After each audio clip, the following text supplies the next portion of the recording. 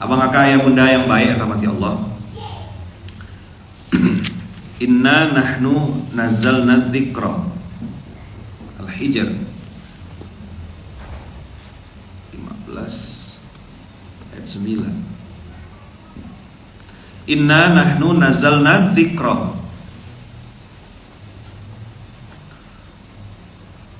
wa inna lahu lahafizun. Kata Allah, kami sudah jaga Al-Quran itu, kamilah yang menurunkannya, maka kami jugalah yang akan memeliharanya. Pendek kalimat ini, panjang penjelasannya. Angle yang saya tangkap dari ayat ini adalah, kalau memang kita berjuang betul-betul untuk Al-Quran, maka kita pasti dijaga oleh Allah. Kita berpegang teguh sama prinsip Quran, kita jaga betul-betul apa yang Allah firmankan, apa yang Allah mau kita kerjakan, apa yang Allah suruh kita kerjakan, apa yang Allah larang kita tinggalkan. Maka orang-orang yang begini akan dijaga sama Allah. Bisa dipahami lah kira-kira poin pentingnya. Inna nahnu nazzalna dzikra. Contoh ya, contoh kecil. Saya lagi terpikir ayat ini.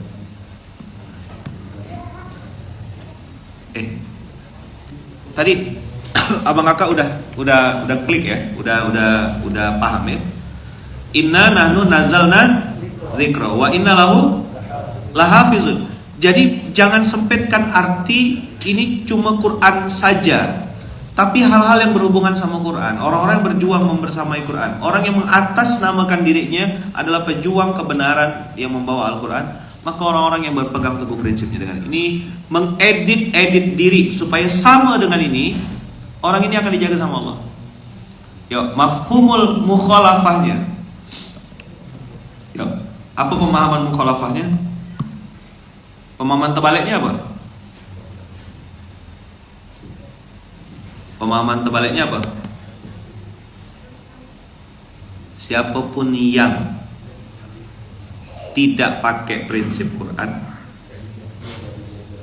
melanggar aturan Allah, Allah bilang jangan berzina, dia malah berzina sama laki-laki berzina. Allah bilang jangan pakai riba, dia bilang enggak apa kok, aku riba buka cabang enggak. Ya kan? Terus dia santai aja, dengan santainya gitu melakukan apa yang Allah larang. Disuruh tabayun enggak tabayun, disuruh cross check enggak cross check, pokoknya ditabrak semua perintah-perintah Allah tuh. Larangan-larangan Allah hantam aja. Apa yang terjadi? Pasti musnah, pasti hancur. Innalahu lahafizun. Nah, sekarang kita lihat bagaimana contoh kecil. Contoh kecil kita tuh menjaga apa yang Allah firmankan. Kenapa saya kasih ayat ini? Ayat ini jarang dibahas.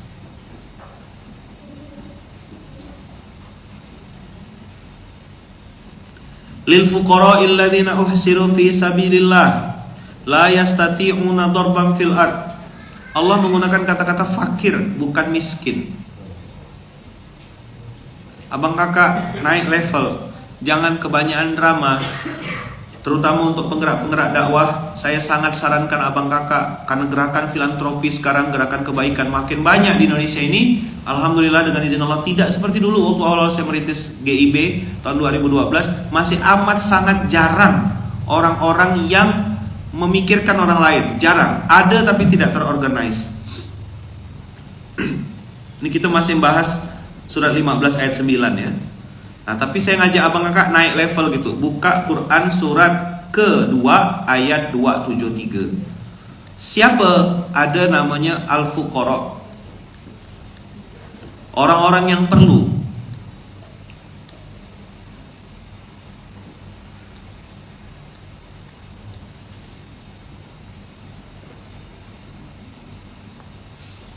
Ini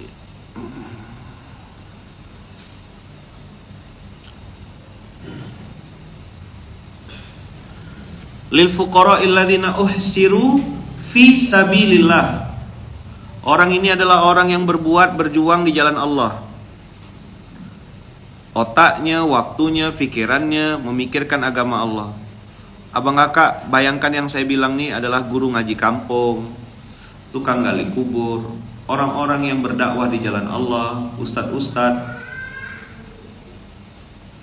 yang selama ini tak tersentuh.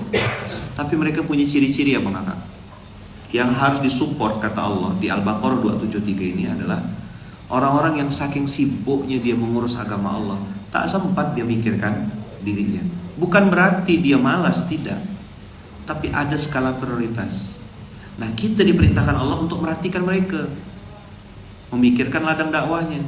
Apa yang memikirkan itu? Baitul Mal. Jadi sistem, bukan person. Karena kalau person bahaya. Nanti ada orang kaya, dermawan, semua cerita, kau minta bantu ya sama bapak itu. Ini antu belau ini banyak. Mengatasnamakan dakwah juga, mengatasnamakan ini juga. Datang ke orang kaya. Orang kaya ini jadi serba salah. Ujung-ujungnya apa yang terjadi? Trauma sama dakwah, trauma sama ustadz. Akhirnya dipukul rata sama dia. Alah, semua ustadz itu pasti minta-minta. Semua ustadz itu pasti begitu. Ini yang ngeri. Niat mau cerita tapi caranya salah. Maka Baitul Mal sebagai institusi atau sebagai lembaga yang memverifikasi, mengecek benar tak program bapak ini, benar tak program si fulan ini. Kan ngeri ya. Maka saya tuh menghilangkan kata-kata proposal di Munzalan tuh. Delete. Seram sekali dengar kata-kata proposal tuh. 20 miliar, 30 miliar. Orang dengar itu tuh kambuh darah tingginya. Antum-antum yang penggerak dakwah jangan biasakan pakai proposal. Dan saya dengan izin Allah dari 2012 sampai detik ini boleh tanya sama santri-santri yang dekat sama Munzalan, pernah tidak saya datang ke mereka nada minta-minta? Ada tidak kebutuhan Munzalan nih? Banyak. Tapi datang ke saudagar, datang ke pengusaha untuk minta, terus saya haramkan diri saya. Tidak mau, tidak bakal. Kalau dia nanya, saya bilang program yang kita butuhkan ini. Kalau abang mau bantu, alhamdulillah. Enggak. Itu pun kalau dia sudah tanya. Tapi kalau datang langsung minta, pantang. Boleh tanya abang banyak. Tanya sama anak-anak di dalam di internal. Apa yang sedang saya jaga? Bukan Luqmannya yang saya jaga, Muhammad Rasulullah yang sedang saya jaga, Islam yang sedang kita jaga. Ayo abang-abang, kakak-kakak, saudara-saudaraku, penggerak-penggerak dakwah, hati-hati dengan atribut kopiah, baju koko dan segala macam. Kadang-kadang orang-orang yang tidak ngerti kita datang minta-minta, datang ngemis-ngemis, datang ke seorang orang kaya. Lihat apa kata Allah. Bagaimana dakwah itu sustain, bagaimana dakwah itu bisa ini. Ada dua yang harus dijaga. Satu izzah namanya, ain zai ta marbutah. Izzah itu kehormatan dakwah. Yang kedua iffah. Yang saya mau tekankan hari ini, karena kemarin saya baru dapat laporan ada beberapa orang yang mengatasnamakan dirinya ustadz, mengatasnamakan dirinya Habib, datang ke orang kaya lalu meminta duit 30 miliar, 20 miliar, minta mobil, dikasih Avanza. Saya punya Xenia. Oh enggak, saya perlunya Innova Ribbon. Hah? Kalau ketemu sama saya selesai itu langsung jadi tempoyak dia. Coba ketemu sama saya. Nah ini orang kaya, ndak enak. Anak takut kualat, takut nanti ndak enak. Ini kan orang yang berjuang jalan. Ndak gitu juga bos. Ndak gitu juga konsepnya. Makanya Baitul Mal itu dibuat untuk memverifikasi ini orang benar. Kalau memang benar, ya kan, dia akan kita support, kita bantu. Pernah ada kejadian waktu itu di depan rumah saya baru mau keluar, tiba-tiba ada orang datang ngajukan proposal, bawa proposal yang dilipat gitu. Saya udah tahu, ini sih sindikat nih. Dia baru jadi biawak gitu, kita ini udah buaya lama gitu. Tiba-tiba minta proposal, minta beras. Ustadz, ini ada pondok ini, dia sebut nama pondoknya, pondok A gitu, mau haul nanti malam. Mau haul, beras kurang. Oh, pondok apa? Pondok ini. Qadarullah, pondok yang dimensionnya tuh, saya kenal kiainya, kenal pimpinan pondoknya. Langsung saya telepon. Kiai nanti malam ada haul ke? Nggak ada Ustadz, di depan saya bilang ada orang mau minta beras, katanya haul nanti malam. Wah, bohong Ustadz, bawa polisi ya langsung. Ngeri kiainya. Bungkus Ustaz. Dia mengatasnamakan pondok saya. Mana pernah ada tuh? Kalau tidak tabayun, tabayun itu perintah Quran. Ini cerita satu ya. Akhirnya saya bilang, bapak ini betul-betul mau ini enggak. Akhirnya kita tegur lah, bang jangan gini caranya bang. Abang mengatasnamakan pondok tapi abang langsung pucat. Dia tidak tahu lagi berhadapan sama siapa kan. Dah beres itu. Ada kejadian kedua. Saya punya guru, orang yang saya hormati. Beliau punya pondok. Istri beliau juga penggerak dakwah. Tiba-tiba nelpon, Ustadz, ini munzalan gimana sih? Wah, kok langsung nembak? Kejadiannya mungkin 3 atau 4 tahun yang lalu. Ini munzalan gimana sih? Katanya ngumpulkan beras untuk anak yatim. Ya Umi, saya bilang, karena istri dari guru saya kan, saya harus, ya Umi, saya bilang, saya lagi nyupir. Ingat benar saya pas jalan mau keluar dari Ayat Serdam itu mau belok. Ya Umi, saya bilang, ini munzalan gimana katanya? Maksudnya gimana Umi? Ini ada pondok, katanya bantuan dari munzalan tidak sampai. Sebentar Umi. Gimana Umi? Ini pondok, katanya bantuan tidak sampai. Pondok apa Umi? Disebutkan pondok yang sama dengan yang tadi. Pondok ini best seller, selalu dijual karena jauh pondoknya, di daerah Sungai Rengas sana.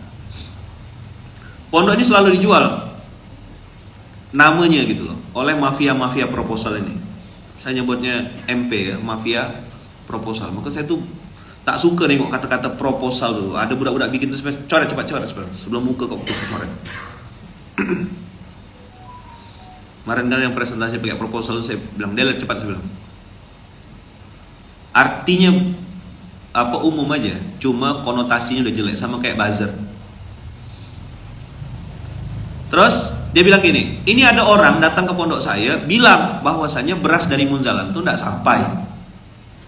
Lalu dia mau ngajukan beras karena berasnya kurang. Sebentar Umi, saya bilang, boleh foto kan enggak orangnya? Saya bilang, siapa yang ngomong begitu? Begitu difotokan tengok mukanya. Pondok ini ya Umi ya, saya bilang, dia mengatasnamakan ini ya. Sebentar Umi ya, saya teleponkan kiainya langsung. Kiai, beras sampai enggak? Sampai Ustadz, masih ada beras. Masih Ustadz. Umi dengar sendiri ya, saya bilang, ini saya kasih nomor HP teleponnya. Oh, maaflah Ustadz. Untung Umi ini lapor ke saya, punya akses bahasa dan berani mengkritisi. Walaupun sempat nada di awal udah negatif. Munzalan ini gimana sih?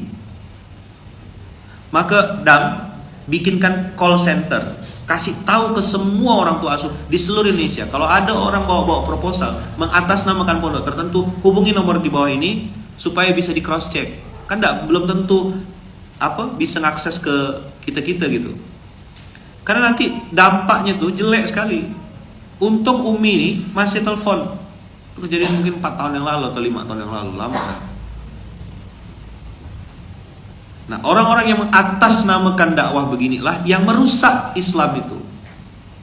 Maka saya bilang ustadz-ustadz yang benar, ustadz-ustadz pendakwah-pendakwah yang benar, salah satu yang harus dijaga adalah iffah. Ini perintah Quran. Kau memang perlu, tapi jangan nodong-nodong orang. Tanya sama ada saya, insya Allah hari ini ada ngisi kakak-kakak anak. Itu sudah dengan izin Allah 12 tahun sama saya. Tanya sama mereka, pernah enggak Ayaman tuh minjam duit mereka? Tanya sama mereka, pernah enggak saya datang ke rumah mereka untuk minjam duit untuk keperluan pribadi saya? Kakak tahu kan kebutuhan dakwah ngerintis waktu 2014-2013, anak 4 kecil-kecil semua pampers beda ukuran, susu, ceramah dibayar 2M. Berapa 2M? Makasih mas. Makasih man ya. Banyak kebutuhan. Tapi saya pandang. Tanya sama Tok Ya yang sudah 12 tahun sama saya, pernah enggak saya minjam duit sama Tok Ya? Tanya. Ini yang saya bilang dakwah tuh dakwah TBC, tak usah banyak bacot, tak usah banyak cincong. Saya ceritakan ini untuk nyontohkan sama antum. 12 tahun menahan. 12 tahun jaga iffah, jaga izzah. Tanya sama saudagar-saudagar. yang dekat-dekat sama Munzalan, yang kenal saya dari 2014, 2015, ada enggak utang saya pinjam sama mereka? Sangat saya jaga. Enggak mau saya minjam-minjam. Biarlah nahan perut, biarlah ikat tali pinggang. Apa yang sedang dijaga? Izzah dakwah dan iffah dakwah. Ya coba lihat. Yahsabuhumul jahilu aghniya aminat ta'affuf. Orang-orang yang tidak ngerti, orang-orang yang tidak paham, menyangka mereka orang kaya. Allah bilang apa dalam Quran istilahnya? Jahil. Jadi orang yang tidak bisa ngelihat manusia-manusia istimewa ini, saya nyebutnya hamba Allah istimewa. Ada orang-orang penggerak-penggerak dakwah tuh abang kakak, orang-orang yang hari ini membesarkan agama Allah, yang sangat menjaga dirinya dari meminta-minta. Orang-orang begini abang kakak harus bisa kita ngelihat nih, karena mata batin. Makanya institusi bernama Baitul Mal itu harus kuat, harus waspada. Kita semua punya masalah, betul tak? Kita semua punya ujian. Mana ada yang tak punya ujian? Tapi menjaga izzah dakwah itu bagi saya ya, apa boleh setuju boleh enggak, bagi saya menjaga izzah dakwah itu kewajiban. Suka tak suka, mau tak mau, walaupun saya sudah berkali-kali bilang panggil saya Ayahman, saya lebih suka dipanggil dengan panggilan Ayahman. Tapi orang masih nyeletuk juga Kiai, Ustadz. Saya tidak pernah minta tuh. Saya tidak pernah juga nulis nama saya Ustadz Lukman gitu, atau Kiai Haji apa Furoda. Tidak pernah. Orang yang nyebut. Saya tidak pernah minta itu, dan sampai sekarang tidak pernah saya. Kalau nulis nama ya Ayahman gitu ya. Karena bagi saya itu lebih ringan. Lebih waspada saya, lebih jaga-jaga diri. Dan saya ngerasa saya punya tanggung jawab gitu. Dan kata-kata Ayahman itu di baliknya itu kan ada satu yang terakhir, yang ketiga di antara yang saya sangat harapkan, yaitu anak soleh yang mendoakan, waladun soleh. Misal Habibie itu anaknya Abbas secara biologis. Tapi mudah-mudahan Habibie jadi anak ideologi saya, jadi waladun soleh saya. Mau dia nyolatkan Ayahman nanti ketika Ayahman udah meninggal. Dia punya manggil Abbas apa? Dedi. Apa? Ayah. Oh, papi. Ada yang papi juga kan? Papi ke pipa? Luar biasa di Munzalan ya. Ada papa ya, kaum papa. Tahu kaum papa kan? Orang tak punya. Jadi kaum papa, ada papi, ada dedi, ada abah, ada apa gitu? Ada bia. Banyak di Munzalan ini, tahap-tahap budak-budak tuh manggil-manggilan itu. Ke hati dia lah. Ya kan? Jadi saya bilang, saya berharap ada anak-anak soleh yang doakan saya, karena ketika meninggal nanti cuma 3. Itu juga yang saya sering sampaikan sama kakak-kakak yang mungkin hari ini belum punya anak. Ya kan? Oh, saya sedih. Kau tak terima dengan takdir Allah tuh kan nanti jadi masalah baru.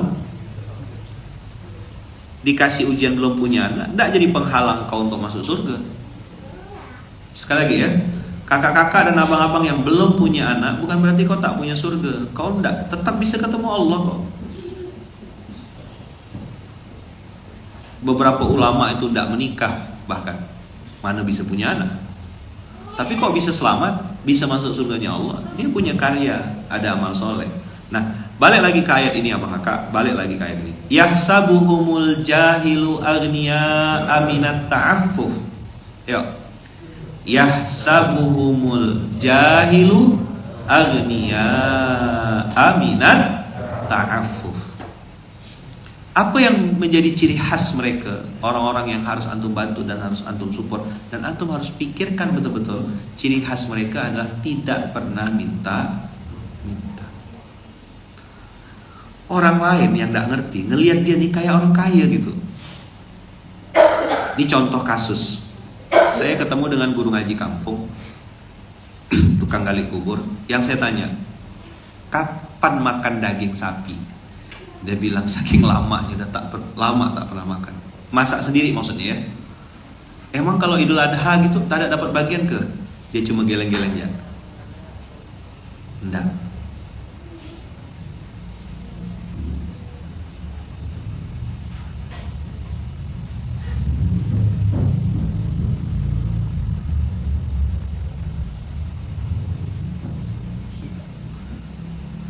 ya kan?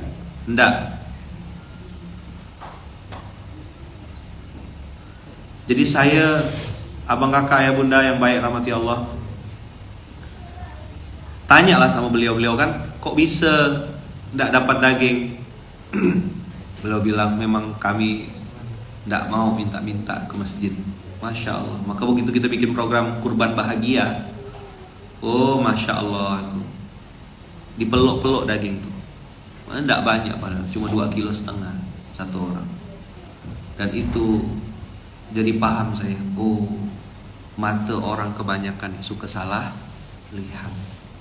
Nah, usikum wa nafsi bitaqullah, usikum wa nafsi bitaqullah. Kemarin saya dengarkan video Kiai Hasan, beliau mengingatkan lagi tentang ada agama yang sekarang lagi ngetren. Agama itu namanya untung rugi.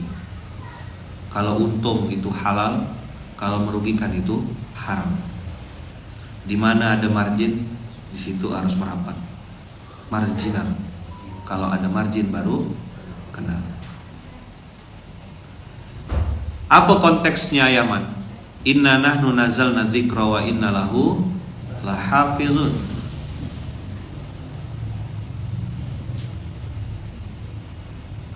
Orang-orang yang bersikukuh, berpegang teguh sama prinsip-prinsip Quran, orang-orang ini pasti langsung Allah yang menjaganya. Maka abang kakak, introspeksi ke dalamnya adalah apakah yang kita kerjakan hari ini sudah sesuai dengan yang Allah firmankan? Kalau yang kita lakukan ya abang kakak benar-benar sesuai dengan spiritnya Quran, kita pasti dijaga Allah.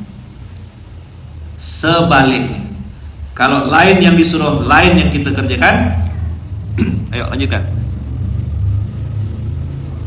Ayo, kalau lain yang disuruh, lain yang dikerjakan, ayo apa? Antum udah habis ke duitnya nih, kok tak ada semangat hidup sama sekali? Atau otaknya lagi tak bisa berpikir? Parah sekali masalah antum ini. Ayo, kalau lain yang disuruh, lain yang dikerjakan, maka tak nyambung gak mas ya? La ilaha illallah, parah sekali. Saya balik ya. Kan kalau berpegang teguh sama Quran, Allah yang jaga. Berarti sebaliknya, kalau dia lain yang disuruh, apa yang Allah suruh A, tapi yang dikerjakan malah B, maka Allah akan hancurkan, musnahkan, berporak-porandakan. Maka sebagus apapun konsepnya, tidak akan jalan, demi Allah tidak jalan. Tapi sebaliknya, banyak orang yang berprinsip benar dari awal itu sudah benar, kecil ya, ekspektasinya mungkin 1, angkanya cuma 1. Yang terjadi justru malah 10, 100, 1000. Ditanyalah sama si A nih, Fulan, kok bisa jadi 100? Kata si Fulan, jangankan kau, aku yang jalan tidak bingung. Paham gak kira-kira nih? Udah sejelas ini saya jelaskan. Kalau memang tak paham, berat sekali masalah antum nih. Banyak orang bicara konsep, bicara ini, keren konsepnya, PowerPoint-nya Masya Allah. Malah kemarin saya baca di mana ya, di Instagram, ke Rest in Peace PowerPoint katanya. Meninggal dunia dah PowerPoint. Kan orang udah pakai Canva, pakai slide AI, bisa bikin slide 30 detik. Hi Siri, please make slide presentation. Langsung jadi. Ada banyak orang abang kakak, saya lihat dengan mata kepala sendiri, itu konsep yang dibuatnya simple sekali. Bersihkan sampah. Apa kalimatnya? Bersihkan sampah. Tapi bisa ke luar negeri, bisa kemana-mana. Saya bilang, itu contoh Adit rumah makan gratis. Apa sih program dia? Ngasih makan. Rumah makan berbayar, tidak viral. Rumah makan gratis, viral. Naik turun hujan, naik turun. Tapi jalan terus tuh program. Saya tanya sama dia, Dit, gimana sih cara berpikirnya? Saya pernah lapar Ustaz, saya suka nih orang tuh makan, kata dia. Sesimpel itu jadi, iya Ustaz, sesimpel itu aja, kata. Ada nenek-nenek, saya kasih makan, doakan saya, doanya dikabulkan Allah. Salah satu yang saya ingat benar tuh, Adit tuh ngasih makan nenek-nenek, mohon maaf yang kakinya pincang, dia kasih makan lalu dia doakan, Semoga kamu dipertemukan Allah dengan orang-orang yang tidak pernah kamu pikirkan sebelumnya. Semoga kamu dikasih rezeki sama Allah, rezeki yang tidak pernah kamu pikirkan sebelumnya. Tidak lama habis doakan itu nenek itu meninggal. Haji plus Adit nih, punya travel, ngajak orang kemana-mana, ketemu sama tokoh-tokoh, sampai presiden pun kepo, penasaran ketemu sama dia. Di Indonesia ini banyak lah orang lebih kaya dari Adit tuh.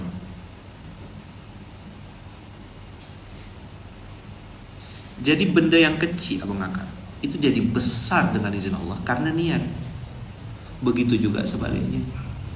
Benda yang besar sudah dikonsep matang-matang, tidak ada apa-apanya, bahkan tak jadi sama sekali, juga gara-gara niat. Maka inna nahnu nazzalna dzikra, itu diingatkan sama Allah. Ingat ya, niatnya karena siapa, untuk siapa.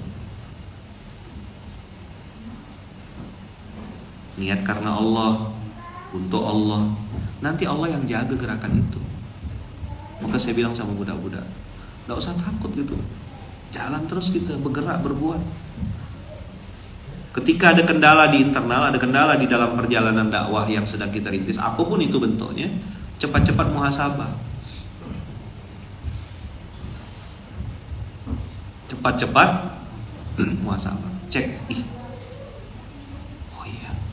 oh iya, salah saya. Luruskan niat lagi, bersihkan hati. Maka saya pagi hari ini mau menyampaikan tentang inna lahu lahafizun. Orang-orang yang terlibat di dalamnya, ikut mendakwahkan Quran, dijaga sama Allah. Nah, informasi apa tadi, Dam? PSDB, di mana kirimnya? Telegram. Tidak ada di Telegram, berarti di Wesel ya. Abang kakak, kita ada program kaderisasi untuk santri multimedia. Nah, PSDB, penerimaan santri baru angkatan kedua. Kapan ini? Program utamanya fotografi, videografi, desain grafis. Pendaftaran dibuka sampai tanggal, diperpanjang sampai tanggal 32 Desember. Oh enggak, sampai tanggal 8 ya. Nah, abang kakak silakan hubungi. Kalau punya anak, punya santri laki-laki muslim bisa baca Quran, usia 18 sampai 22 tahun, diprioritaskan santri alumni pondok dan penggerak dakwah. Jadi kita akan punya kelas short course gitu untuk belajar tentang multimedia. Jadikan kameramu sebagai pintu dakwahmu. Nah, ini banyak penggerak-penggerak dakwah yang kebingungan, macam mana kami tidak punya tim multimedia. Nah, kita sudah punya pelatihannya, ya kan? Macam mana caranya kami tidak punya orang-orang kader. Nah, ini sudah ada kita buat untuk menjawab permasalahan dari masyarakat, terutama anak-anak yang suka dengan multimedia. Nomor satu itu dulu, suka multimedia. Karena kalau udah suka tuh mau belajar nanti. Tapi kalau sudah tidak suka ya banyak alasan. PSDB, penerimaan santri didik baru angkatan kedua. Ya, insya Allah silakan hubungi nomor 0882. Sudah? 0882 2546 1230. Sekali lagi ya, nanti kita umumkan. Posting aja dia di Instagram saya nanti, lalu di share. 0882 2546 1230. Ustadz Yudi Suroto, UYS. Laki-laki muslim, bisa baca Quran, usia 18 sampai 22. Ustadz, untuk angkatan senior adakah? Ini laki-laki muslim ya. Nanti kita bikin emak-emak Columbus namanya, kelompok emak-emak tukang bungkus. Ini hanya berapa? Dam? Hanya 20 orang saja se-Indonesia. Sudah ada 15, berarti tinggal 5 lagi. Kita cari 5 orang lagi ya. Limited edition.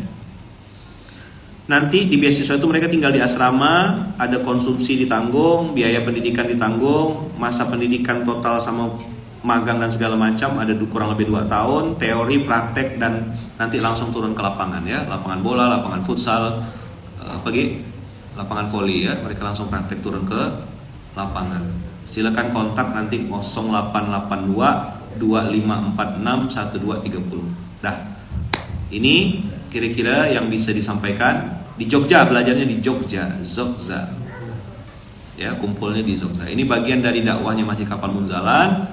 Nanti yang mak-mak ada ndak Ayaman? Insya Allah kalau mau dibikin ya. Kalau ndak bisa offline, kita bikin online. Saya ndak bisa offline Ayaman. Ya, sudah ada online-nya, nanti kita bikin pelatihan. Ndak ada online pun ndak bisa Ayaman. Mati lah sudah. Ya. Bagaimana mak-mak tuh ngedit pakai Microsoft Word gitu kan? Kalau mak-mak tuh apa? Koleksi filter. Ada ke mak-mak yang mau belajar? Oh ada. Coba nanti pusat dakwah dipikirkan. Ya. Apa ininya? Gimana caranya mak-mak ini diakomodir supaya bisa ngedit? Nanti malah ngedit mukanya. Sini putih, tengkuk hitam. Ya minimal bisa bikin stiker lah ya. Dia kan masih tak bisa bikin stiker loh. Sampai sekarang deh. Nanti kita bikinkan stiker khusus muka dia ya. Dah, begitu abang kakak. Insya Allah nanti kita bikinkan program. Ini banyak yang minta kayaknya nih. Tolong buatkan yang emak-emak ya, untuk emak-emak. Ya, jadikan sosial mediamu sebagai media dakwah. Ya minimal bisa bikin apa poster-poster singkat yang kayak ciri khas emak-emak tuh lah. Selamat pagi, semoga pagi hari ini. Ada kan pernah dapat enggak WA yang gitu tuh? Yang gambarnya ada bunga-bunganya terus nanti selamat pagi gitu ya, biasanya ada kan. Sering dapat kiriman-kiriman doa tuh. Mana ya, saya contohkan sama antum. Saya sering gak dapat pagi-pagi kayak gitu tuh.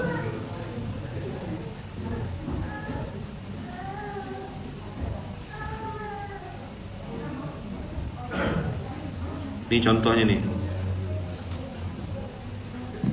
Nah, kayak gini. Ada yang pernah dapat kayak gini pagi-pagi?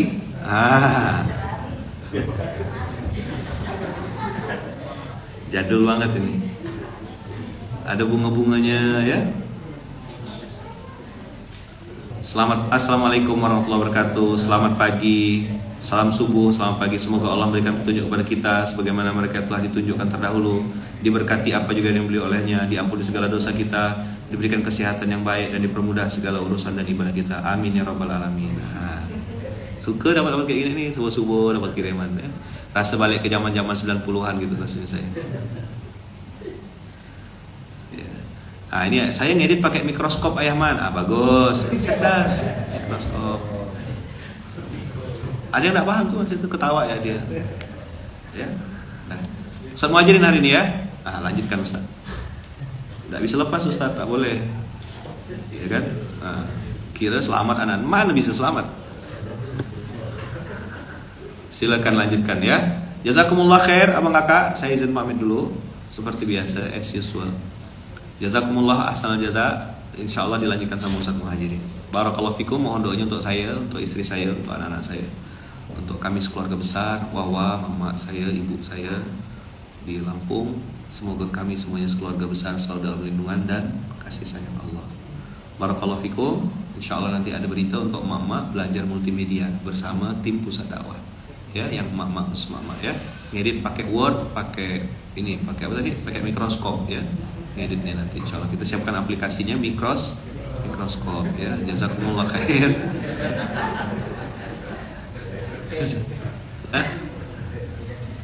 Iya, jazakumullah ahsanal jaza. Barakallahu fikum. Assalamualaikum warahmatullahi wabarakatuh. Ada Ustaz Muhajirin. Ya, lanjutkan. Siap. Ada Ustaz.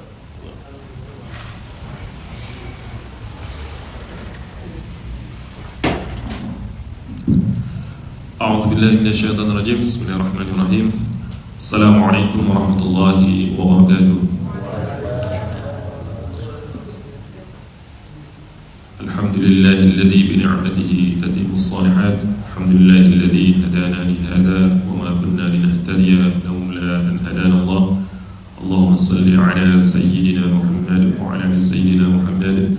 Rabbi shrah li sadri wa yassir li amri wa hlul 'uqdatam min lisani yafqahu qawli. Abang kakak, ayah bunda yang baik yang dirahmati Allah, melanjutkan sedikit apa yang Ayah Ahmad sampaikan, yang mungkin kami tangkap dari apa yang beliau sampaikan adalah terkait dengan masalah ataupun pembahasan di surah Al-Hijr di ayat 9 tadi ya. Inna nahnu nazzalna dzikra wa inna lahu lahafizun.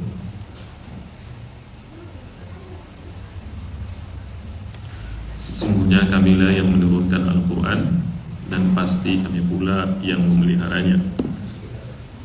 Jadi kalau tadi kita dengarkan apa yang beliau sampaikan, diperluas terkait dengan Quran ya. Jadi bukan saja hanya Quran, tapi ketika betul-betul menjaga, maka kita juga akan terpelihara. Dan yang saya pahami juga, ketika kita betul-betul menjalankan Al-Quran dengan sebenar-benarnya, bukan hanya ketika kita di dunia ini akan dijaga, tapi sampai kita nanti dikuburkan, meninggal dunia dikuburkan, itu jasadnya itu terjaga. Betul kan? Berapa banyak kita dengar mungkin cerita bagaimana mayat ketika akan dipindahkan ke tempat lain karena mungkin ada proyek pembangunan jalan, jembatan dan sebagainya. Ketika kuburan itu mau dipindahkan, dikeruk, Masya Allah, utuh mayatnya, kain kafannya masih bagus. Kemudian dicari apa amalan orang-orang ini. Salah satunya itu apa? Menjaga Al-Quran, menjaga agar berdakwah di jalan Allah dengan sebenar-benarnya. Jadi mayatnya betul-betul utuh. Dan ini banyak kita dapatkan cerita-cerita seperti ini. Mungkin antum juga pernah lihat atau pernah dengar kan ya. Ulama-ulama dijaga tubuhnya, jasadnya, diharamkan jasadnya dimakan sama cacing tanah dan tanah, cacing dan tanah, cacing tanah, dijaga, ya. Jadi bukan saja di dunia ini akan dijaga kehidupannya, dijaga keluarganya, dijaga kehidupannya, tapi jasadnya, tubuhnya ketika dimasukkan ke dalam kuburan, dijaga jasadnya dari kehancuran. Nah, ini kan luar biasa. Maka ini hal-hal seperti ini, mari kita menjadi pengingat dan menginspirasi kita untuk senantiasa minimal menjaga Al-Quran dari segi bacaannya, ya kan? Dari segi memahaminya, dari segi mengamalkannya. Ini kan seperti yang kita doakan ketika selesai membaca Al-Quran. Ya Allah, berilah kami ilmu dan bisa membaca dengan baik. Jadi tidak ada alasan untuk saat ini misalnya kita mungkin udah lanjut usia, ya, kemudian belum bisa mungkin bacaan Qurannya belum baik, itu tidak ada alasan untuk tidak memperbaiki bacaan. Karena sungguh Allah telah berikan kemuliaan yang luar biasa bagi orang yang mau dekat-dekat dengan Al-Quran. Ya, cara membacanya kita perbaiki, bagaimana makharijul hurufnya, tajwidnya diperbaiki. Kemudian udah bagus, naikkan lagi memahaminya, ini maksudnya bagaimana. Dan terakhir adalah bagaimana kita mengamalkannya dalam kehidupan kita sehari-hari. Nah, ini tiga terus diperbaiki ini menjadi pelajaran buat kita. Terus kita dalami, kita pahami, dan kita betulkan terus, dan kita berusaha untuk mengamalkannya, ya, biar betul-betul Al-Quran itu hidup dalam hati kita, sebagaimana baginda Rasulullah SAW kehidupannya ada Al-Quran yang berjalan. Nah, ini telah dicontohkan dan kita minimal bisa mengikuti beliau karena beliau adalah uswah untuk kita semuanya. Ya, jadi mari mungkin kita lebih tekankan lagi, mari kita betulkan sama-sama baca Al-Quran kita. Orang tua tidak ada alasan untuk tidak bisa, banyak alasan udah sibuk begini, sibuk begini. Al-Quran adalah ilmu yang dipelajari dunia nanti juga akan menemani kita nanti di akhirat, dalam kubur. Tapi dalam satu hadis menyebut Iqra'ul Quran fa innahu ya'ti yaumal qiyamati syafi'an li ashabihi. Jadi bacalah Al-Quran, karena Al-Quran itu akan datang pada hari kiamat, syafi'an, memberikan apa? Syafaat, penolong untuk orang-orang yang membacanya. Syafi'an ini ada yang mengartikannya juga sebagai peneman, yang menemani, yang mengawankan, ya. Jadi ketika Al-Quran ini telah menjadi rutinitas kita, menjadi sahabat kita, bacaan kita, menjadi amalan kita tiap hari, itu Al-Quran akan menjadi pembela kita nanti di alam kubur, ya, di dunia untuk dijaga. Mati kita masuk ke dalam kubur, Al-Quran akan senantiasa menjadi teman terbaik kita, menjadi teman sejati kita, di mana teman-teman yang lain pada meninggalkan kita semua. Di dalam kubur kita sendirian, tidak punya apa-apa, hitam, gelap, tempat yang asing, didatangi malaikat yang menyeramkan. Al-Quran akan hadir menolong para pembacanya, menolong orang yang senang biasa belajar Al-Quran, yang mengamalkan Al-Quran. Pokoknya selalu ditemani dengan Al-Quran. Dibangkitkan juga ketika dalam kubur, Al-Quran selalu menemani kita. Jadi tidak ada ketakutan, tidak ada kengerian ketika Al-Quran ini kita jadikan amalan, kita rutinkan, kita pelajari betul-betul. Di mana nanti ketika suatu keadaan orang-orang yang kita cintai, anak, istri, semuanya meninggal, orang yang kita anggap bisa menyelamatkan kita, tidak ada lagi yang bisa menyelamatkan. Harta yang kita bisa anggap dapat, yang selama di dunia kita bangga-banggakan, itu tidak ada artinya, tidak bisa menyelamatkan kecuali yang kita infakkan. Nah, Al-Quran ini adalah teman-teman, ada teman sejati yang akan mendampingi orang-orang yang membacanya, memahami dan mengamalkannya, dan berdakwah dengan Al-Quran.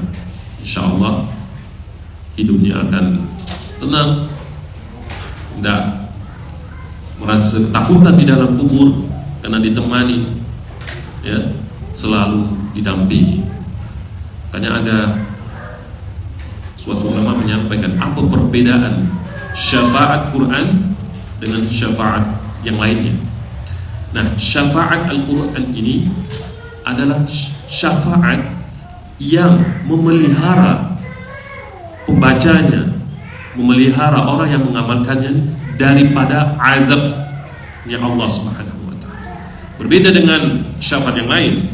Kalau syafaat yang lain ini adalah mengangkat atau melepaskan orang yang telah terkena azabnya Allah. Nah, seperti itu. Jadi Al-Quran ini mencegah, menjadi pelindung. Nah, itu namanya syafaat Al-Quran.